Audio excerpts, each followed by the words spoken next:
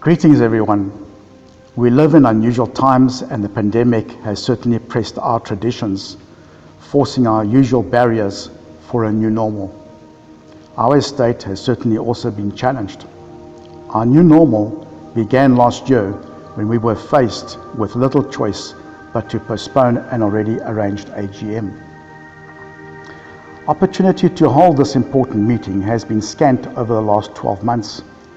Having said that, management's hand was again forced when the due date for the next AGM was looming. By now, management had their backs against the wall and literally compelled to hold a double virtual AGM. This video has been prepared as a tool to assist the many members who will need to learn to conduct meetings virtually. For those seasoned ones, you will need to become familiar with the meeting processes and how to participate at a Seaward Estates General Meeting.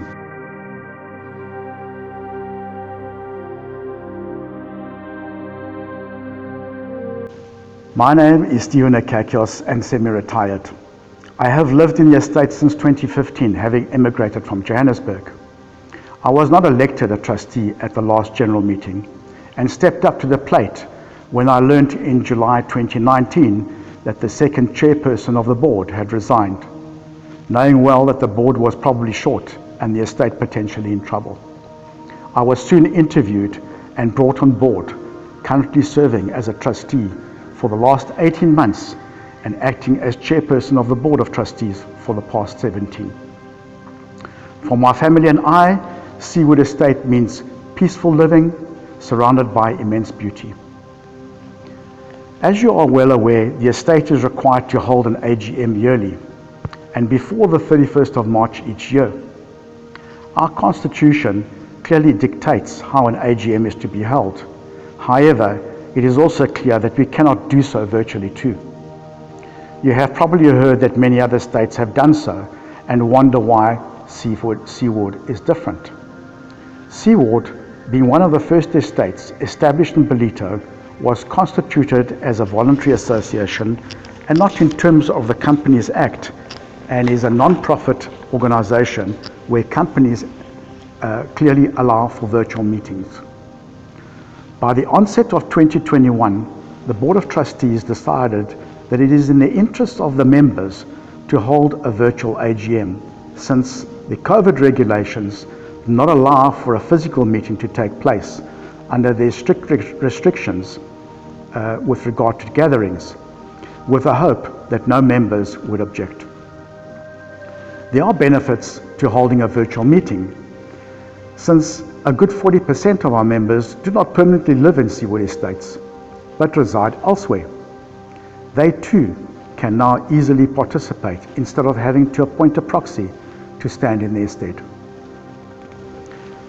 I will take you through a number of steps on how to attend a virtual meeting and how our meeting at Seaward Estate will work. The state will circulate and publish a virtual meeting guide which will be attached to the AGM pack. In the meantime, simply locate the AGM 21 tab on the homepage for you to register. To attend the AGM, it is a must that you complete the registration form. Once your application has been vetted and provided that all levies are paid up to date, you shall receive an email confirming that you are an eligible member, as well as a unique token along with necessary links and credentials to access the Zoom meeting. On Wednesday the 24th of March at 5:30, the Zoom meeting will go live with a 30-minute countdown displayed on your screen. A link to an attendance register will be posted for you in the comments section. Members will sign the register either with your mouths or on a touchscreen basis, as well as submit their unique secret token in order for us to establish that we have a lawful quorum. The virtual meeting will commence at 1800 hours sharp. Encounter Church Ballito will be used as a live studio where the panel will be in attendance. The panel will be able to see participants via a large TV monitor. Simultaneously though, YouTube will also be broadcasting the meeting to the interested guests and stakeholders who are not eligible members. After the AGM, a digital voting ballot will be emailed only to those members who attended the meeting to register their votes.